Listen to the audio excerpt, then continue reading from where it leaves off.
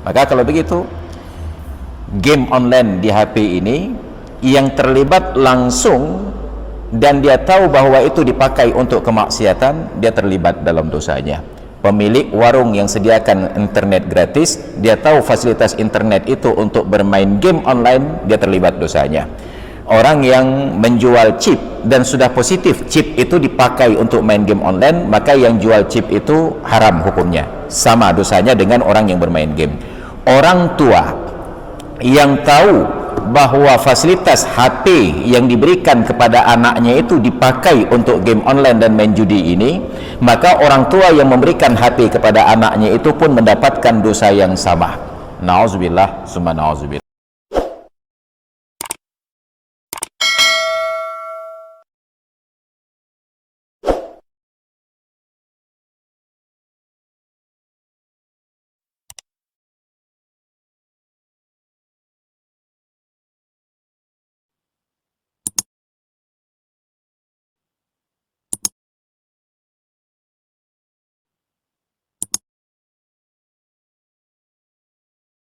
Pertanyaannya, bagaimana hukum judi online, domino atau bentuk yang lain, tetapi pelaksanaannya itu melalui HP? Kalau di sini hanya disebutkan platformnya Android, ataupun boleh jadi nanti dengan sistem operasi yang lain, karena ada yang pakai merek Apple, iPhone dan lain sebagainya. Bahkan game ini memiliki istilah sedekah untuk menampakkan kesan baik. Penting untuk kita jawab karena juga di Indonesia, bahkan di Aceh, para ulama kita sudah bersuara tentang maraknya penjualan chip, skater dan lain sebagainya. Nah, untuk mengetahui yang pertama terkait bahwa judi ini dibahasakan dengan baik, bernama sedekah dan lain sebagainya, kita sudah punya pengalaman sejarah di masa lalu. Tahun 90-an ada judi nasional namanya Sumbangan Dermawan Sosial Berhadiah, disingkat menjadi SDSB. Nanti ada satu lagi namanya SDLB, Sekolah Dasar Luar Biasa. Ini SDSB, Sedekah Dermawan Sosial Berhadiah. Itu menjadi judi buntut nasional. Hadiahnya, hadiah utama kala itu sekitar 1 miliar rupiah.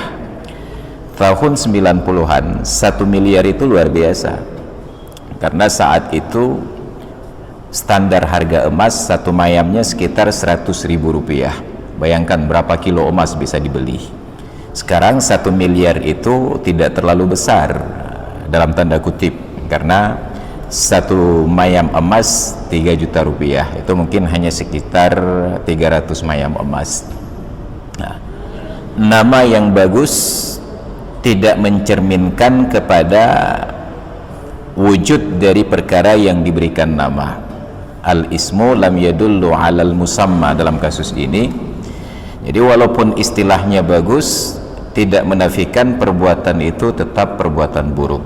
Dan kita sudah banyak analogi tentang hal ini.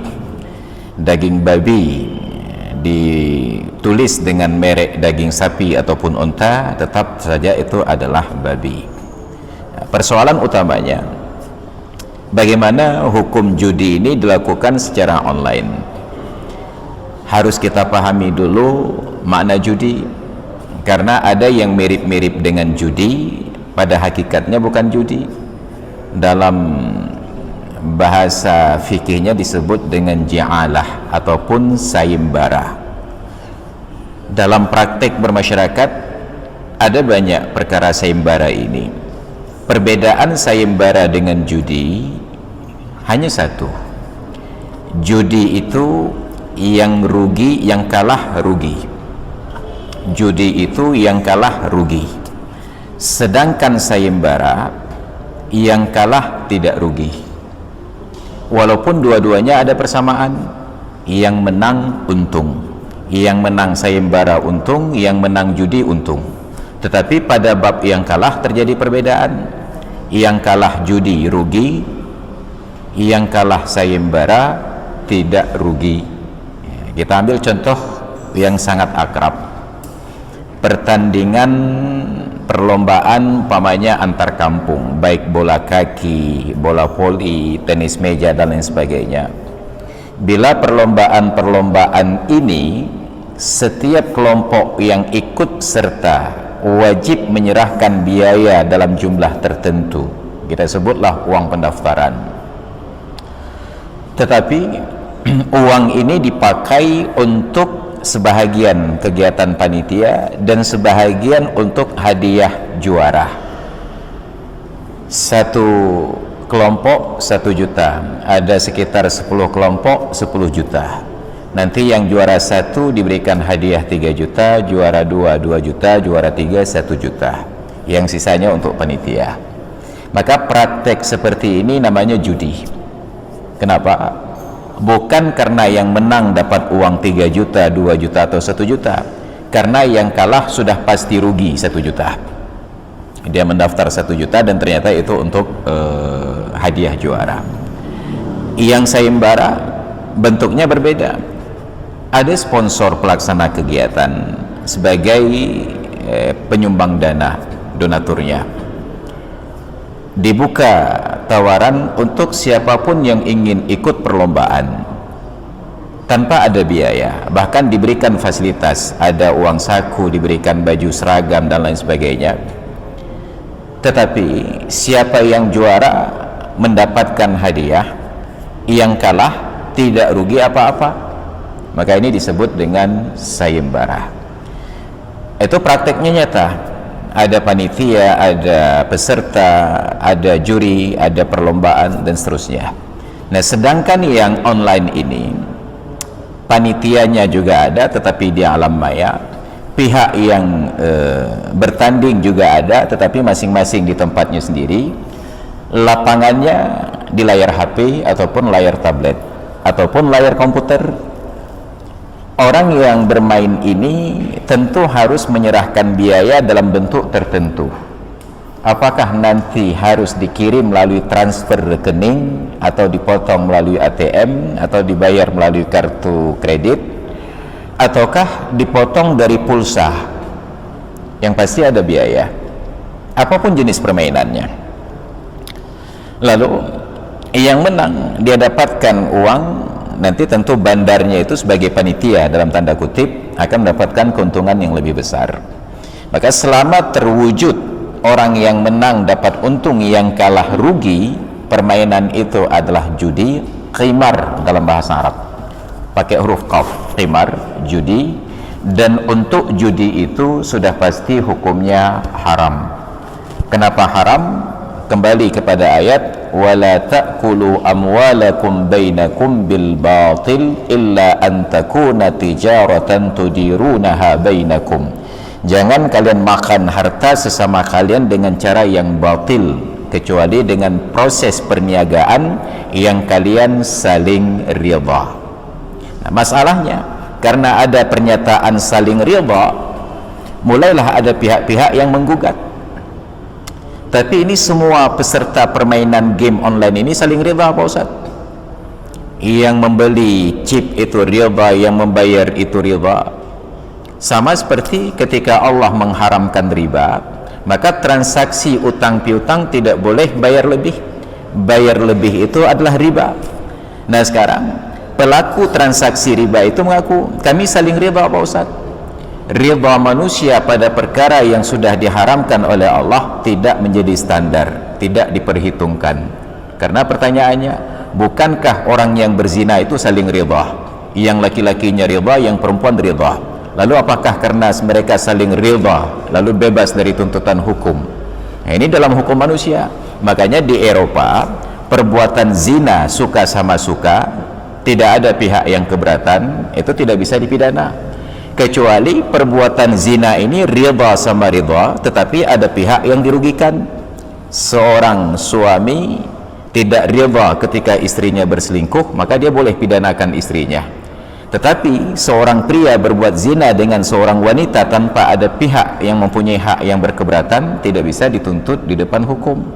Maka ketika pelaku judi online ini rida, sukarela untuk membayar biaya-biaya tertentu baik langsung atau tidak langsung, terjadi perjudian, maka ridanya itu tidak mu'tabar. Itu masuk dalam bab wala ta'kulu amwalakum bainakum bil batil.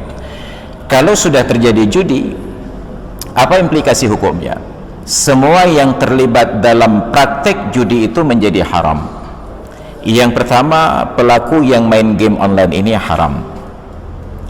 Yang kedua, yang memfasilitasi kegiatan main judi online itu juga haram. Mohon maaf, saya buka warung kopi umpamanya, lalu supaya para pelanggan merasa nyaman, saya sediakan wifi gratis. Duduk, silakan berjam-jam, yang penting jangan lupa bayar kopi.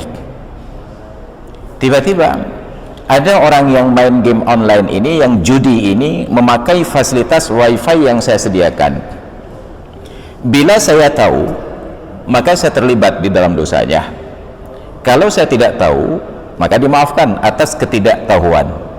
Tapi bukankah kecurigaan itu ada? Ada anak muda, orang tua atau siapa saja duduk berjam-jam. Kalau 1-2 kali datang, barangkali duduk berlama-lama, kita maklum mungkin orang ini sedang stres, sedang ada masalah atau ingin santai. Tapi berulang-ulang setiap hari dan terlihat menatap layar HP itu dengan wajah tegang, patut ada kecurigaan karena sudah punya dasar.